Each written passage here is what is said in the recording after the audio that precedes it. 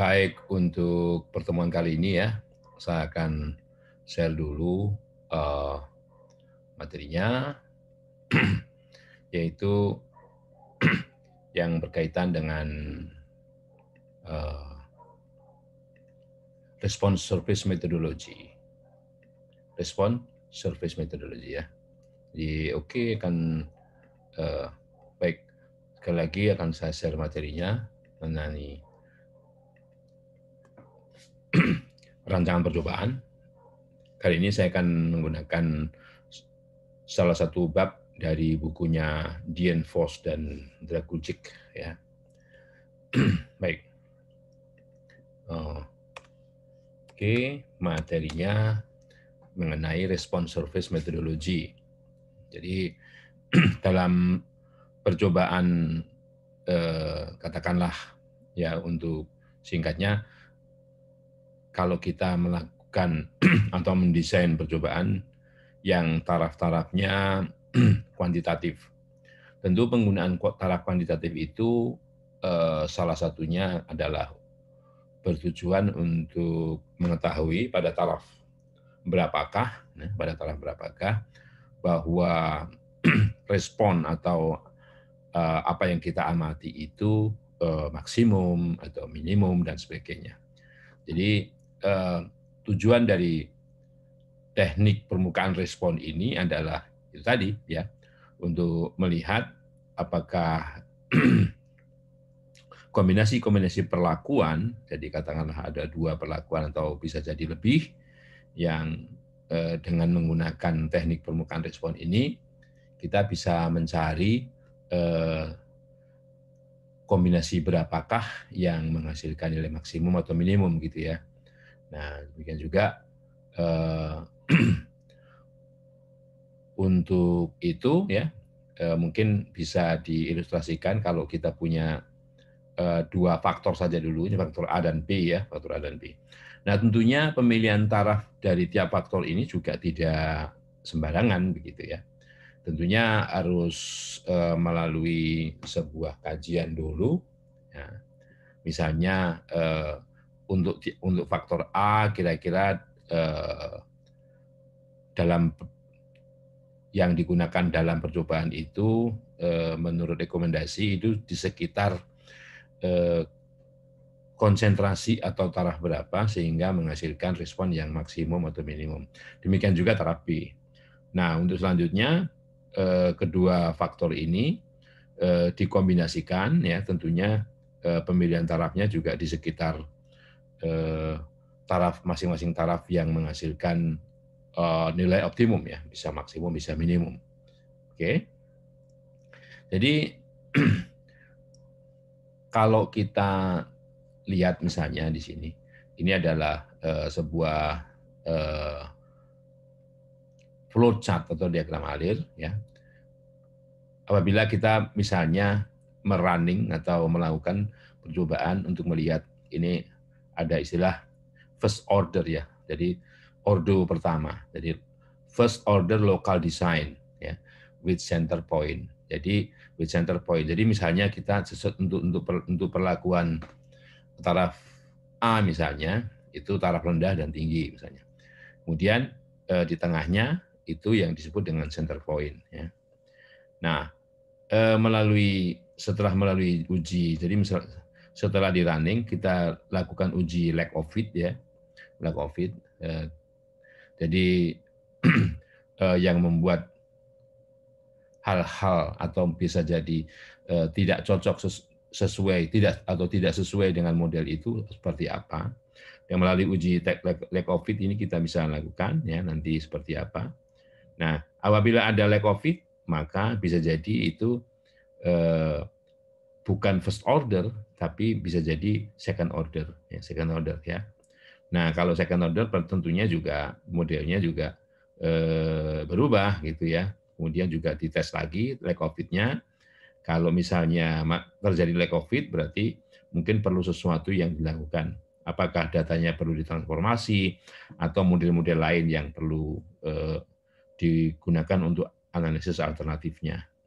Nah, kalau tidak, ini misalnya ya, lakukan analisis kanonik dan sebagainya. Tapi kalau di sini tadi, kalau tidak ada lag COVID, nah kemudian kita bisa menggunakan steepest ascent untuk mencari taraf atau kira-kira pada nilai berapa tiap faktor itu akan menghasilkan, atau mungkin kombinasi beberapa faktor kalau perjumpaannya faktorial akan menghasilkan nilai yang optimum. Mungkin lebih jelasnya begini. Untuk rancangan dan analisis ini orde pertama. Orde pertama maksudnya tiap faktor ini, kalau ini kita melakukan percobaan ada P faktor. Ya. Sekali lagi ya, bahwa taraf-taraf dari faktor itu kuantitatif. Nah, karena kuantitatif kita bisa modelkan, ini modelnya ya, itu seperti model regresi. Seperti model regresi begini ya. Jadi andaikan X ini adalah X1 adalah faktor pertama, XP adalah faktor ke P. Jadi kalau ada P faktor, maka pengamatannya ini ya, kombinasi perlakuannya adalah seperti ini. Jadi di sini ada X1 sampai XP gitu ya. Nah, tentunya asumsi-asumsinya juga sama seperti model regresi dan sebagainya, bahwa error di sini itu menyebar saling bebas dengan sebaran normal ya, pusatnya 0 dan variannya sigma kuadrat dan sebagainya. Dan pengaruh dari parameter beta ini ya, beta 0, beta 1 ini modelnya model linear ya. Ini pengaruh linear dari masing-masing variabel ini. Ini pangkatnya 1 linear ya. Oke. Nah, untuk itu kita gunakan notasi, karena setiap taraf itu dia mati pada taraf tinggi dan rendah. Nah, tingginya itu berapa, rendahnya berapa. Untuk tinggi kita kodekan +1, rendahnya -1 ya. Nah, tengahnya itu 0. Nah, kalau misalnya taraf X pertama kali itu misalnya tingginya 10,5, bawahnya rendahnya 9,5, nah maka di sini dikode kan, yang 10,5 menjadi +1, yang 9,5 jadi -1, misalnya begitu. Sehingga Z ini adalah nilai kode dari nilai X-nya. Jadi kalau M ini adalah nilai tengahnya, jadi kalau 9,5 sama 10,5, M ini 10 gitu ya. 10 gitu. Jadi ini 10-nya, jadi 10,5 dikurang 10,5, ini supaya 1 ini bagi setengah, jadi jaraknya setengah. Oke, jadi seperti itu. Nah, kalau misalnya persamaan 1621 ini adalah model regresi dengan menggunakan variabel-variabelnya X dengan parameter-parameternya beta ya. Mulai beta 0, beta 1 sampai beta P begitu ya. Ini epsilonnya, ini errornya ya. Maka kalau direparametrisasi modelnya menjadi begini. Jadi beta 0-nya menjadi gamma 0, beta 1 menjadi gamma 1. Apa yang direparametrisasi yaitu variabelnya. Jadi dari X tadi dirubah menjadi Z ya, dirubah menjadi Z. Oke. Nah, sehingga nanti bisa kita tahu hubungan antar masing-masing gamma itu ya, antara masing-masing gamma terhadap betanya. Jadi beta 0 sama dengan gamma 0 dikurang ini ya, MI gamma I HI. Kan kalau ini kan direparametrisasi dari X menjadi Z ya, yang persamaan ini ya menjadi 1621 menjadi 1623. Nah, kita ambil teladan saja misalnya.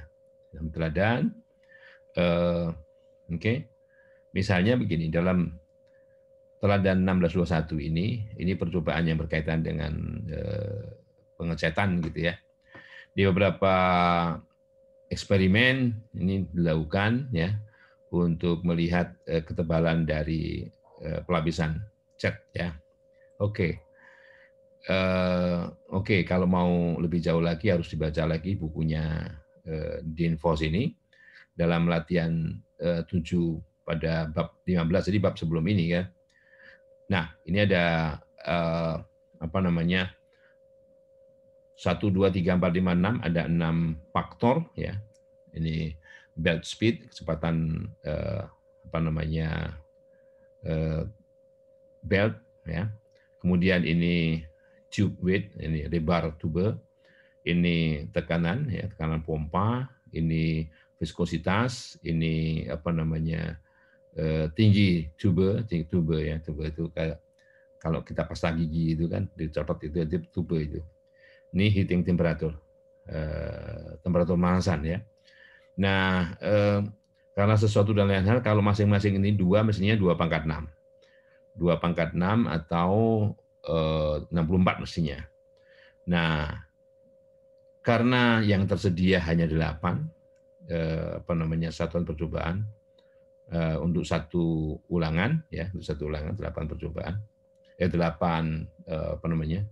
Makanya kita menggunakan fraksional faktorial di sini. Jadi fraksional faktorial dengan apa namanya defining relation-nya, jadi yang dikorbankan ini istilahnya interaksi yang dikorbankan yang apa terbaur ya, terbaur itu defining relation-nya adalah ini. Jadi BCD ya, ADE dan ABF ya. Awalnya begitu.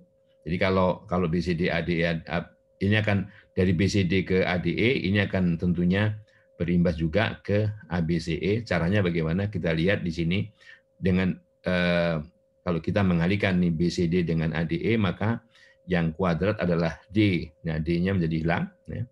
Jadi ABCE. Ini cara mudahnya begitu ya. Kemudian ada ABF, kemudian kalau kita kalikan BCD dengan ABF ini akan kita dapatkan ya, B-nya hilang karena B-nya kuadrat ya. Yang ketiga ADE dengan ABF, ADE dan ABF A-nya hilang ya, A-nya hilang di sini. Dan yang terakhir dengan mengalihkan semuanya BCD, ADE dan ABF ya. Nah, jadi ada apa namanya? Defining relation-nya, jadi kita harus membaca fraksional faktorial di bab sebelumnya mungkin ya. Oke. Nah, sehingga ini adalah desain data dari percobaan ya, yang jadi kita gunakan A B C D E F, ada 1 2 3 4 5 6 7 8 ya. Nih, satu ulangan 8. Ini ada satu ulangan, satu percobaan hanya bisa dilakukan 8 kemungkinan ya. Oleh karenanya di sini sorry ya. Ya. Ini apa namanya pengamat ulangannya nih. Ulangannya ada 4 1 2 3 4. Jadi misalnya ZA tinggi, jadi A-nya tinggi, B-nya rendah, C tinggi, D rendah, E rendah, F rendah ya. Jadi ini yang dipakai dalam percobaannya adalah datanya ini ya, datanya ini. Dan setiap kombinasi ini ada ulangan 4 kali ya. Di datanya. Oke. Jadi ini 8 ya. 8 tadi karena dalam satu kali ulangan hanya bisa dilakukan untuk 8 kombinasi perlakuan. Jadi kombinasi 1 2 3 4 5 6 7 8. Kalau lengkap kan ini 2 2 2 2 2 2 2/6 2/6 64 ya. 64. Oke. Nah, hasilnya seperti ini. Nah, bagaimana menganalisisnya? Bagaimana kita mendapatkan apa namanya persamaan ini? Persamaan apa namanya seperti sebagaimana di persamaan 1623 ini. Gamma 0, gamma 1, gamma 2 sampai gamma 6 ya. Gamma 6. Oke. Pertama kita lihat dulu apa yang dihasilkan di sini ya, apa yang dihasilkan di sini ya. Di sini kalau di sini tidak ada penjelasan yang jelas, tidak ada penjelasan yang bisa kita lihat satu persatu untuk mencari masing-masing gamma 0 dari mana dan sebagainya. Di sini hanya gamma diberitahu hanya gamma D saja. Gamma D nilainya sekitar 0,07 ya. Nah, di sini. Nah, oke. Kita lihat dulu bagaimana kalau kita kerjakan pakai Microsoft Excel ya. Pakai Microsoft Excel ini. Oke. Jadi kita lihat kita setting seperti ini ya, kita setting seperti ini. Tadi ini saya ketik ulang untuk meyakinkan ini saya pergi ke Excel dulu ya. Oke, saya share ulang. Nah, kemudian dari sini kita lihat bagaimana nilai-nilai tadi itu diperoleh. Ya. Jadi untuk mendapatkan persamaan regresinya dengan menggunakan ZA, ZB, ZC sampai ZF ini, kita bisa lihat bagaimana kalau kita kalikan, jadi sum produk dari ZA ini dengan rata-ratanya. Jadi kalau kita lihat di sini ya, nah ini adalah nilai yang kita peroleh ya. Jadi sum produk dari ZA dengan rata-ratanya. Rata-rata apa? Rata-rata dari YZ ini. Kan ulangannya 4 nih, 1, 2, 3, 4. Kalau ini kita rata-ratakan, kita dapatkan ini ya. Jadi kalau kita kalikan pasangannya, kita dapatkan nilai min 0,319. Demikian juga untuk B, ya ini sekedar saya sampaikan saja ya. B-nya sampai F ya, sampai F ini. Oke. Nah ini bagaimana cara mencarinya? Nah, jangan lupa di sini hasil kali ini dibagi dengan ulangannya ya, bagi ulangannya 8 dibagi dengan 8 nih masing-masing ya. Nah, ini kalau kita mau cari shortcut dari apa yang kita peroleh di dalam apa namanya? Kenapa dibagi 8? Ini ulangannya 8 ya. Jadi masing-masing ini ulangannya 8. Oke. Jadi kalau sekali lagi kalau kita kembali ke persamaannya yang ada di buku ya. Ini 1,42 min 0,32. Kalaupun angka perbedaannya sedikit tidak persis dengan ini, itu karena buku ini bisa jadi menggunakan pembulatan ya. Udah sini yang D saja misalnya 0,07 atau 0,0725 ya. Kita lihat yang D saja 0,0725 misalnya. Oke. Nah, D ya. Nah. Oke. Ini 0,069 di sini ya. 0,09 karena dibulatkan. Nah, bisa jadi karena di buku itu waktu menulis menghitungnya menggunakan apa yang tertera di buku. Kalau ini kan tidak, ini sesuai dengan rumus dan tanpa pembulatan. Jadi yang jelas nilainya sekitar ini 1,418 min 0,32 kalau mau dibulatkan 2 desimal ya. Jadi ini persamaannya. Kecuali yang pertama ini adalah rata-rata ini ya. Rata-rata ini semua, rata-rata Y ini beta 0, gamma nolnya, gamma nolnya. Gamma nolnya 1,418 dan seterusnya. Bagaimana di sini ya. Oke. Nah, jadi 1,42 ya. Diakhiri min 0,01 ya. Diakhiri min 0,01. Oke. Nah, ini persamaannya. Jadi YZ sama dengan ya, YZ topi sama dengan 1,418, nggak apalah, angkanya beda dikit nggak apa. Ini gamma 1 topi ZA ditambah gamma 2 topi ZB sampai gamma 6 ya, atau gamma D, gamma F ZF ya. Nah, kemudian bagaimana ANOVA-nya? Bagaimana ANOVA-nya kalau kita lihat di sini ya. Nah, jadi ANOVA-nya di sini A, B, C, D, E, F sebagai sumber keragaman ya. Ini kalau kita breakdown seperti halnya regresi ini, modelnya kan ini ada 6 ya. Parameternya kan 6. Jadi gamma 1, gamma 2, gamma 3 sampai gamma 6 atau gamma A sampai gamma F ya. 6. Atau kalau ditulis variabelnya ya A, B, C, D, E, F saja ya. Masing-masing satu apa namanya derajat bebasnya. Nah, bagaimana menghitung masing-masing jumlah kuadrat ini ya. Yang pertama jumlah kuadrat total. Jumlah kuadrat total ini tentunya ya menggunakan data apa namanya aslinya. Data aslinya ini terdiri dari 32 ini ya, 32 ini. Jadi derajat bebasnya derajat bebasnya ya count ini 32 kurang 1 ya. Kemudian setelah kita taruh satu semua di sini, galatnya tentunya selisih dari Liga 1 dikurang 6. Nah, bagaimana jumlah kuadratnya? Sekali lagi, sorry, ini jumlah kuadratnya. Tadi derajat bebasnya ya. Nah, jumlah kuadratnya pakai ini, ya. Sum square dari ini semua dikurangi jumlah ini dikuadratkan dibagi banyaknya data ini 32 ya. Nah, kita dapatkan itu. Nah, kemudian untuk jumlah kuadrat ini shortcut-nya bunyi shortcut-nya ya ini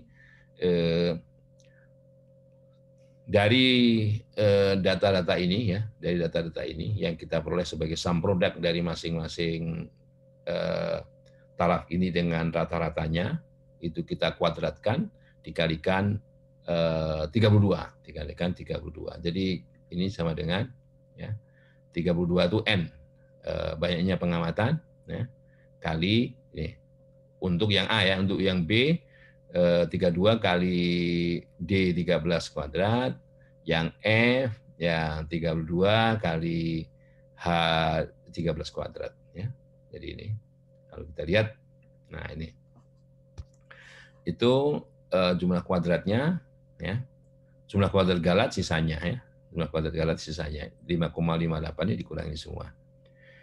Dan seterusnya karena ini satu semua, jumlah kuadrat sama dengan kuadrat tengahnya, ini dibagi 25 untuk galatnya, kuadrat tengah galat sama dengan jumlah kuadrat galat dibagi 25, dan seterusnya ini F-nya. Nah, kalau kita lihat ini, yang tidak signifikan karena nilai peluang E dan F ini di atas 0,05, maka yang signifikan hanya ABCD. Yang signifikan hanya ABCD. EF itu kurang signifikan. Ya. Jadi, kalau mau tetap digunakan ya nggak apa-apa. Jadi, Y topi Z sama dengan 1,418 min 0,319 ZA ditambah 0,205 ZB dan seterusnya ya. Seperti ini. Jadi kalau ini dua ini yang tidak signifikan ya, tidak signifikan karena nilainya juga di sini 0,02. Ini masih mending 0,06 atau 0,07 ya. Yang negatif hanya A di sini yang signifikan. Ya. Yang EF walaupun negatif tapi kurang signifikan. Nah, oke. Nah, ini apa namanya? Oke, kita kembali dulu ke apa namanya bukunya. Kita kembali ke bukunya. Nah, oke. Nah, ini ANOVA-nya tadi ya. Nah, sama seperti apa yang kita peroleh tadi, yang nggak signifikan EF ya. Yang nggak signifikan EF.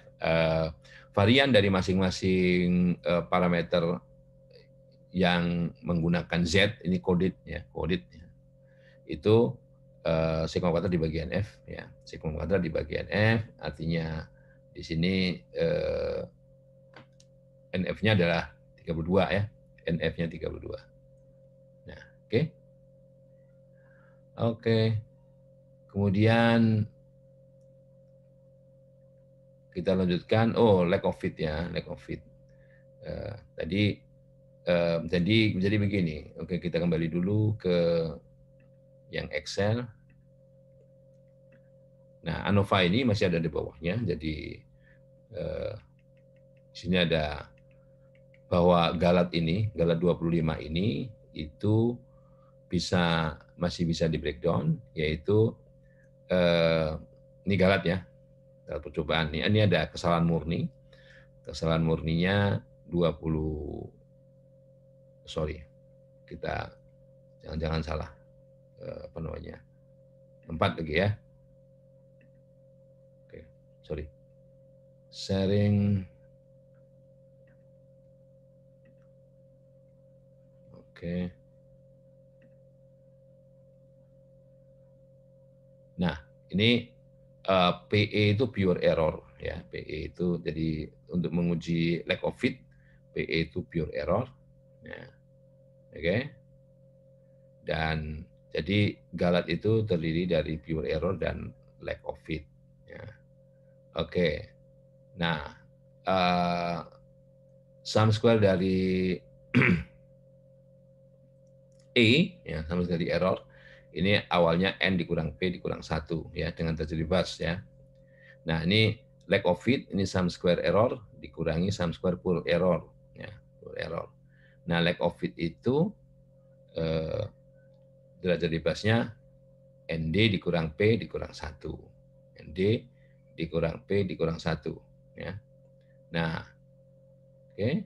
Nah, kalau kita lihat di sini, nah, lack of fit-nya ya, nih, lack of fit-nya 1, pure error-nya 24. Nah, kalau kita lihat hitungan Excel tadi, ini sudah sesuai.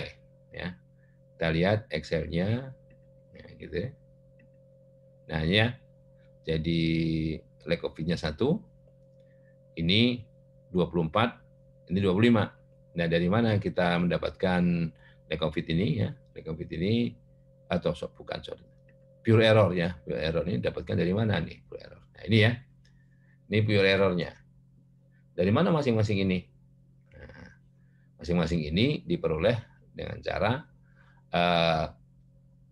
ini ulangannya 4. Jadi ulangan 4 ini kita kurang 1, jadi N-1 kali varian sampelnya. Jadi kalau kita punya data ini data nih ya, kita cari rata-ratanya, rata-rata sampel itu, dan ini varian sampelnya, ya, var S, ya, var TS. Oke, jadi varian sampel dari ini. Nah, jadi varian sampel ini dikalikan N-1, 3. Ya, untuk yang pertama, yang kedua, ketiga, keempat, kelima, keenam, ketujuh, 8. Nah, ini semua kita jumlah. Jadi jumlah ini yang disebut dengan pure error. Error atau kesalahan murni. Ya. Nilainya 0,3367. Nah, sehingga galat percobaan itu, ya ini kan galat percobaan nih. Ini pure error, berarti sisanya itu lack of fit. Ya, sisanya itu lack of fit. Nah, lack of fit itu 1 di sini ya. Derajat bebasnya ya. Kemudian seperti ANOVA biasa, jadi kalau ini dibagi 1, ini dibagi 24, ini dapat 0,033 itu 0,0005 ini, 0005 ini dibagi 0,0140, itu nilai peluangnya 0,857, sehingga bisa kita katakan bahwa lack of fit-nya tidak signifikan.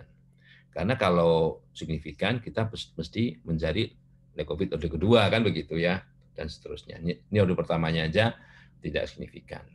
Nah, sehingga tidak perlu dicari lack of fit order kedua. Oke.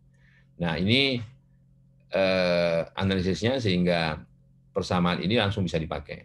Nah, untuk mendapatkan tadi kan tujuannya untuk supaya bahwa ketebalan itu misalnya kalau yang diinginkan adalah ketebalan itu nilainya sekitar 0,8. Kalau kita lihat di sini 0,8 itu ada ya di 1 2 3 4 5 6. Ini pengamatan ke-6 ini ya. Pengamatan ke-6 ini itu menghasilkan rata-rata 0,8. 0,83 ya. Nah, taksirannya bagaimana kalau kita lihat? Sekarang kalau taksirannya kita lihat berarti dengan menggunakan ini ya, dengan menggunakan ini. Jadi coba kalau misalnya kita cari sum produk ya, sum produk yang ke-8 nih. Ya. Ini ya. Sorry, mesti ada titik koma dengan mana ini kan gini kan. Ini kan jadi kita ini kan gamma 1 kali ZA, gamma 2 kali kan. Ya. Kemudian jangan lupa ini gamma nolnya. Ya. Nah, 0,831 ya, 0,831 ya. Nah, sehingga yang paling dekat dengan 0,8 ini 0,831 itu diperoleh ya, pada kombinasi kalau ZA-nya 1, ZB-nya -1 dan seterusnya, ini kombinasi ini. Itu maksudnya ya. Oke. Itu untuk teladan pertama. Nah, teladan kedua kita ambil tabel 16.7-nya. Tapi oke, sebelumnya saya kembali dulu ke buku dulu 16.7 itu teladan berikutnya ya. Teladan berikutnya yaitu berkaitan dengan oke, bukan ini 16.7. Ini ya. Nah, 16.7 ini. Oke. Jadi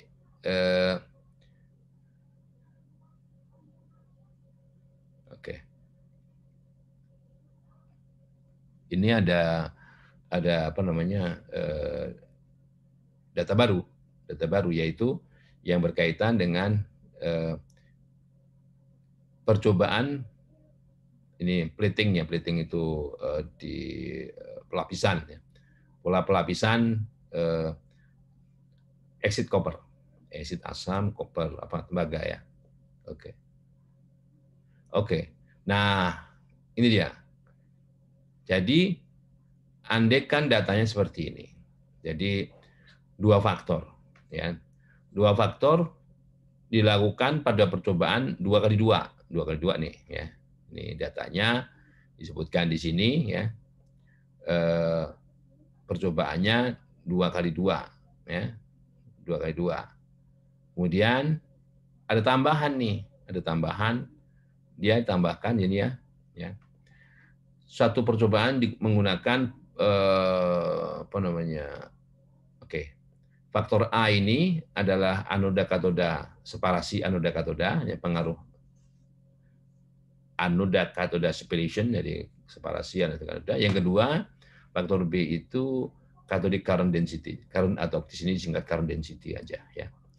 Nah, yang digunakan begini, kalau tidak dikode itu tarafnya 9,5 yang rendah untuk anoda katodanya, yang tingginya 11,5. Sedangkan yang current density-nya ini satuannya ya ini ASF ya.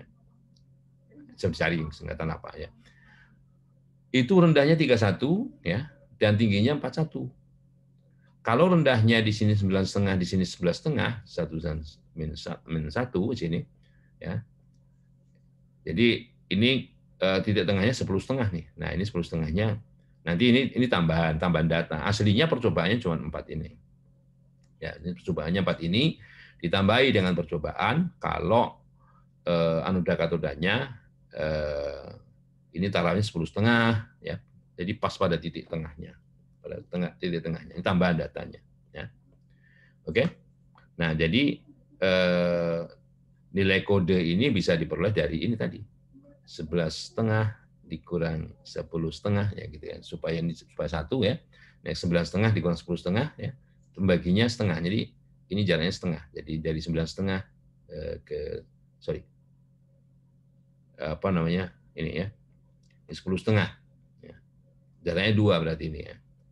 11,5 sampai 9,5 dibagi 2, 1 ini ya. Jadi ZA XA dikurang 10,5 dibagi 1. Bagi 1. Sorry, dari sini 1 ya, di sini 1 ya. Kalau ini 5 ya, ini 5. 31 ke 36 5, 36 ke 41 5 juga. Jadi 41-nya jadi 1, 31-nya jadi min 1 ya. Jadi 41 dikurang 36 dibagi 5 ya. Atau 31 dikurang 36 dibagi 5 jadi min 1. Oke. Oke, jadi itu datanya ya, ini datanya nih. Nah, bagaimana nih analisisnya menjadi seperti ini?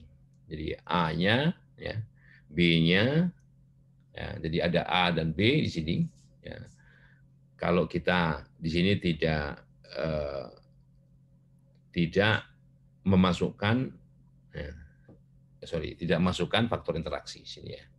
Oke, jadi datanya seperti ini, aslinya hanya 4 ditambahkan 2 ya, tambahkan 2 pada titik tengah ya. Nah, ini yang diamati adalah standar deviasi dalam mikromili ya, mikromili ini. Ya. Oke. Yang diamati apanya di sini ya. Oke. Nah, ini datanya, kemudian bagaimana kita menganalisis ini ya. Oke, kita lihat dulu Excel-nya. Ya. Excel-nya, oke. Oke, nah di sini. Nah di sini sudah saya tulis ulang. Di sini adalah sumber keragaman tabel ANOVA ya, sumber keragaman A, B dan seterusnya. Nah, A di sini derajat bebasnya 1, ya. B-nya 1. Ya. Awalnya kan ini tambahan, jadi kita tidak melihat bahwa ini adalah 3 taraf, gitu ya. Kemudian jumlah kuadrat, cara mencari jumlah kuadratnya, oke kita lihat B-nya. Ya. Ini totalnya, kalau total kan ini karena semuanya 6 ya. 6. Oke, jadi 5. Nah, cara mencari jumlah kuadratnya seperti biasa pakai data ini. Ya. Oke, sum SQ dari data ini dikuadratkan dikurang sum ini kuadrat dibagi derajat bebasnya. Kemudian untuk A ya berarti pakai ini ya. Ya, ini. Hasil kali dari ini caranya sama seperti tadi, hasil kali dari sum produk dari ini pasangan dengan pasangannya. Ya. Kemudian dikuadratkan dibagi dengan 4. Seperti kontras, ini kan seperti menghitung kontras ya. Jadi kontras dari A ini adalah ini kali ini berapa, kuadratkan dibagi 4. Oke. B sama saja, hanya yang dipakai T ini ya. Oke. Dibagi ini. Oke. Dan galat tentunya sisanya. Jadi galat ini sisanya ya. Jadi K7 dikurangi K4 dikurangi K5. Untuk selanjutnya sama caranya, dan ini kalau kita lihat baik A maupun B ini tidak signifikan. Baik A maupun B tidak signifikan ya. Ini kalau kita lihat, nah ini ya, F-nya seperti biasa. Ya. Untuk A, ini untuk B, F-nya ya, dibaginya dengan kuadrat tengah galat ya. Yang kuadrat tengah galat ini menggunakan derajat bebas 1 dan 3, ini juga tentunya yang di bawah juga 1 dan 3 karena kebetulan derajat bebas pembilangan yang sama. Nah, bagaimana dengan interaksi ini? Bagaimana dengan jumlah kuadrat interaksi? Ya, sama seperti tadi. Kalau ini A, ini B, interaksinya ya tinggal mengalihkan ya. Ini kali ini. Kan kontras. Kontras ya. Ini kali ini. Baginya tetap 4 karena di sini 0 nih, ini 0. Jadi ini 1, ini min 1, ini min 1, ini 1 ya. Kontras. Nah, kemudian yang kuadratik ini agak sedikit spesial, gimana cara menghitungnya ya. Cara menghitungnya yang kuadratik ini selisih dari yang biru ini, rata-rata yang biru ini dikurangi rata-rata yang merah, kan kuadratiknya nih ya.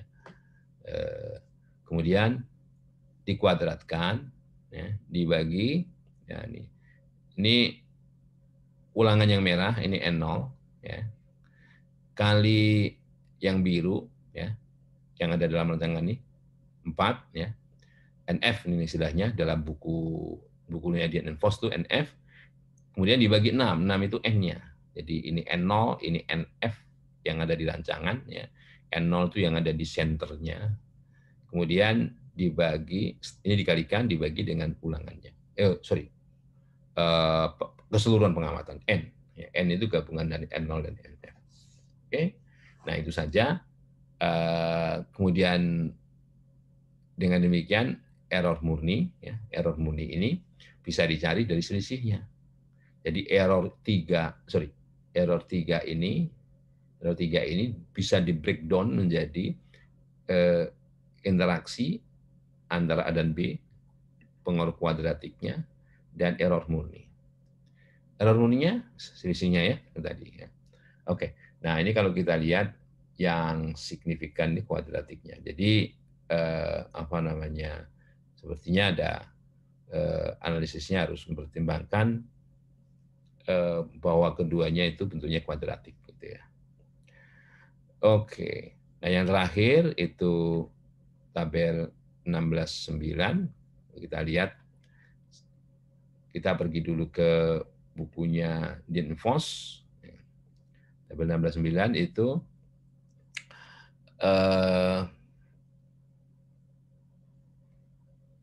second order design. Second order itu berarti bentuk kurvanya bukan linear, kalau tadi kan linear untuk masing-masing variabelnya, tetapi paling besar kuadratik, bisa kuadratik. Ya, bisa kuadratik itu artinya ada linearnya, ada kuadratik. Ini kalau jumlah pangkatnya 2 ya, jumlah pangkatnya 2. Antara XI dan XJ ini satu, jumlah pangkatnya 2. Jadi jumlah pangkatnya bisa kuadratik ya. Oke, nah ini sama caranya kalau ini adalah variabel aslinya dengan menggunakan X ya. Ini variabel yang sudah dikode dengan menggunakan Z, di mana ZI sama dengan XI dikurang MI ya. Ini nilai tengahnya ya, ini tengahnya, senternya dibagi HI ya. Oke. HI itu selangnya, intervalnya. Baik dari tengah ke atas maupun dari tengah ke bawah sama ya. Oke. Nah, kita ambil teladan saja. Jadi kalau merancangnya begini merancangnya. Ini dalam merancang dua variabel, ini variabel pertama, ini variabel kedua begitu ya. Variabel pertama dan kedua, ini kalau P-nya 2, jadi banyak variabel 2, ini variabel kalau variabelnya 3, bayangin kalau lebih dari ini gimana caranya? Lebih sulit lagi kan? Membayangkannya lebih sulit lagi. Kalau desainnya mungkin tidak. Jadi kalau demikian kita bisa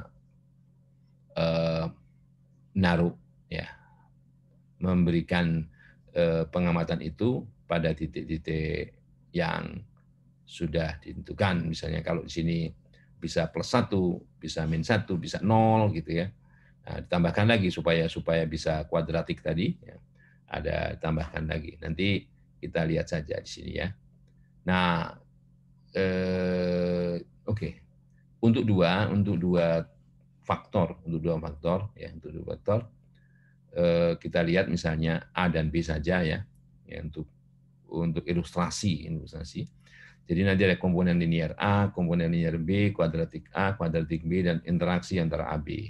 Nah, oke. Nah, sebagai teladan begini, ini sebagai teladan nih ya. Nah, ini adalah tadi data tadi hanya kita tambahkan. Lalu tadi hanya sampai di sini ya. 6 pertama ini ya. Kemudian ada tambahan lagi yaitu dengan membuat di sini ini sebenarnya min akar 2 nih, min akar 2. Ini akar 2 ya. Kemudian di sini 0, kemudian di sini 0, di sini min akar 2 ya. Ini dibulatkan min 1,4142. Oke. Oke, jadi kalau tidak dikode nilainya ini, kalau tidak dikode. Dalam ini sudah dikoreksi dari buku awalnya sih enggak begini, ini cuma 9 begitu aja. Tapi kan enggak, ini 12 kan gitu. Nah, ini sudah dikoreksi ya. Dikoreksi. Oke, jadi datanya seperti ini. Kalau datanya seperti ini, tentunya nanti persamaannya ada, jadi persamaan regresinya ada. Nah, ini ya. Ada komponen linear A, B dalam yang sudah di-coding nih, dia sudah di-coding jadi bukan X lagi tapi Z ya. Oke. Linear AB, kuadratik AB, interaksi antara AB ya. Nah, bagaimana mendapatkan data ini? 428 min 4 min 0,4894 dan sebagainya ini ya. Oke. Kita balik ke Excel dulu ya. Kita balik ke Excel. Oke. Dan ini adalah hasilnya. Oke. Nah, ini datanya. Nah, jadi ada cara kalau saya sih menggunakan lebih senang menggunakan salah satu Doolittle apa metode akar kuadrat ya. Ini otomatis tapi manual. Manual karena harus tahap demi tahap biar kalian tahu ya, biar kita tahu.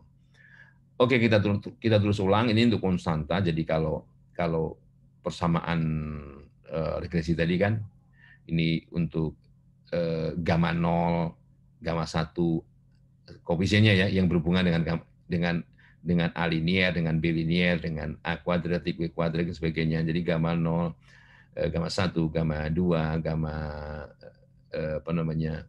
Untuk kuadratiknya, untuk kuadratik ini dan sebagainya. Oke. Kita tulis ini dulu. Jadi yang di sini satu semua. Yang di sini A linear ya. A linear ini kita kopikan ke sini. B linear ini kita kopikan ke sini. Ini kuadratik itu kuadrat dari ini. Jadi kalau dikuadratkan jadi ini. Kalau artinya ini dikuadratkan jadi ini, dan interaksinya ya kalikan saja ini sini. Ya. Kalikan menjadi AB ini. Dan ini responnya. Oke. Sehingga ini menjadi sebuah matriks rancangan. Namanya matriks rancangan ya. Oke. Dan kemudian katakanlah namanya matriks X. Nah, ini adalah matriks X transpose X. Ini adalah yang kuning ini X transpose X ya. Yang ini. Ya.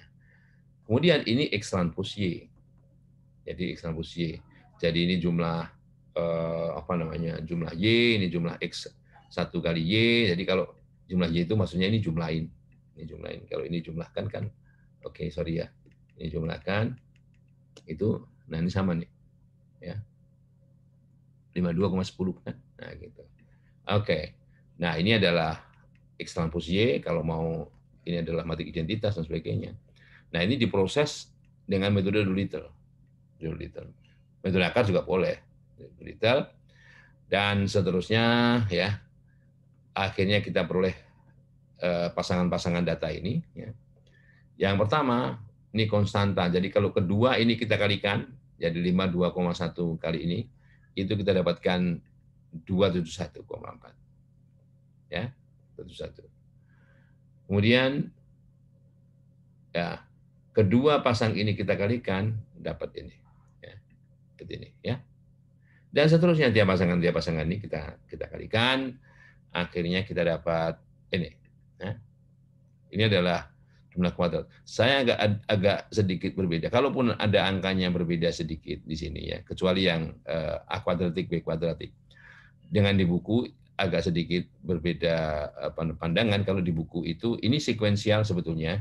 Sekuensial begini maksudnya. Ini konstanta, ini A linear setelah adanya konstanta, ini B linear setelah adanya konstanta dan A linear, ini A kuadratik setelah adanya konstanta dan seterusnya ya. Nah, ini sekuensial cara mencari jumlah kuadratnya seperti ini. Dan yang terakhir ini adalah AB setelah ada semua ini model. Jadi kalau kita kalikan, kalau kita lihat datanya seperti ini ya.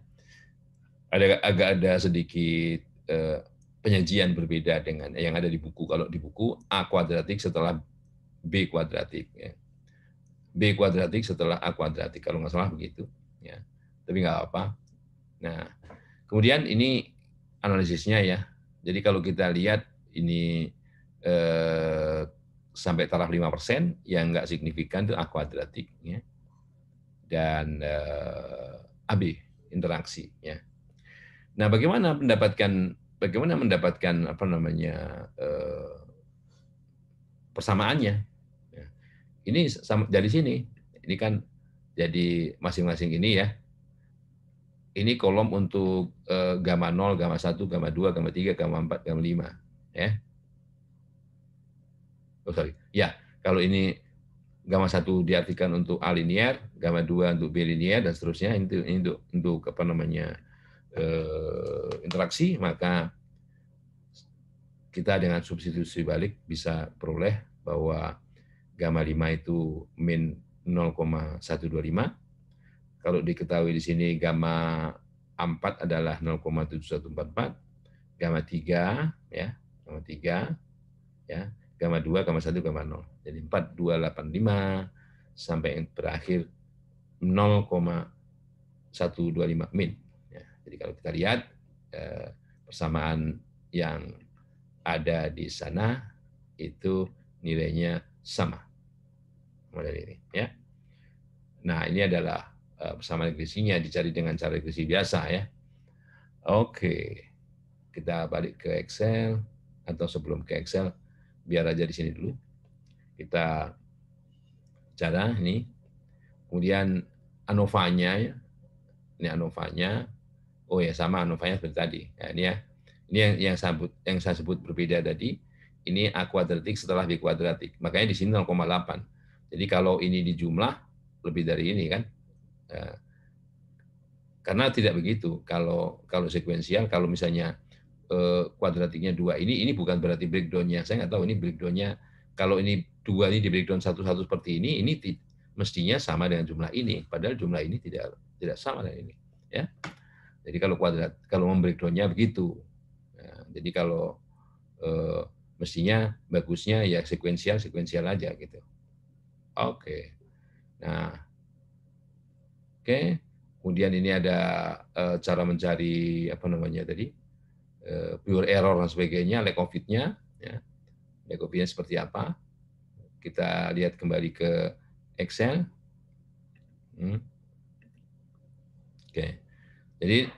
Jadi dapatkan ini tadi ya, dapatkan ini tadi yang signifikan yang mana tahu ketahuannya, yang tidak signifikan interaksi AB, kemudian di sini apa namanya kuadratiknya, kuadratik. Oke. Nah, bagaimana mencari pure error ini, sum square pure error ini? Jadi karena pure error ini bisa dicari dari tadi ada tambahan dua nih, ada tambahan dua data yang ini digunakan untuk mencari pure error. Ya, error. Nah, dari 5,46 dan 5,81 itu dicari variannya, ya, dari variannya.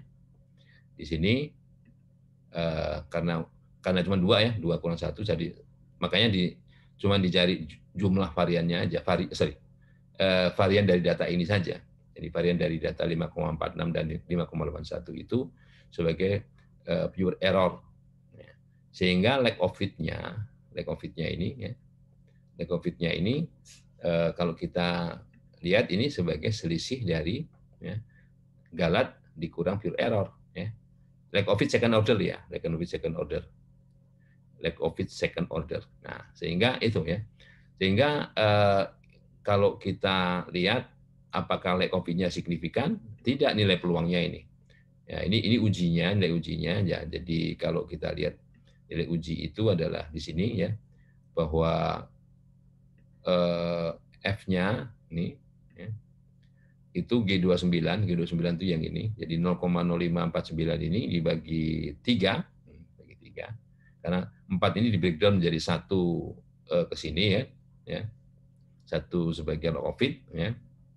Yang 3 sebagai pure error kan begitu. Jadi 3 dibagi ini 0, jadi G28 itu 0,0549 ini bagi 1.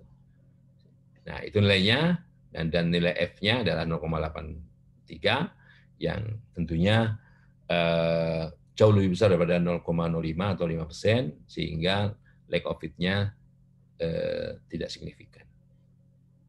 Oke. Nah, oke. Mungkin itu saja yang bisa saya sampaikan untuk pengenalan kurva respon ya dalam materi rancangan percobaan. Oke. Terima kasih.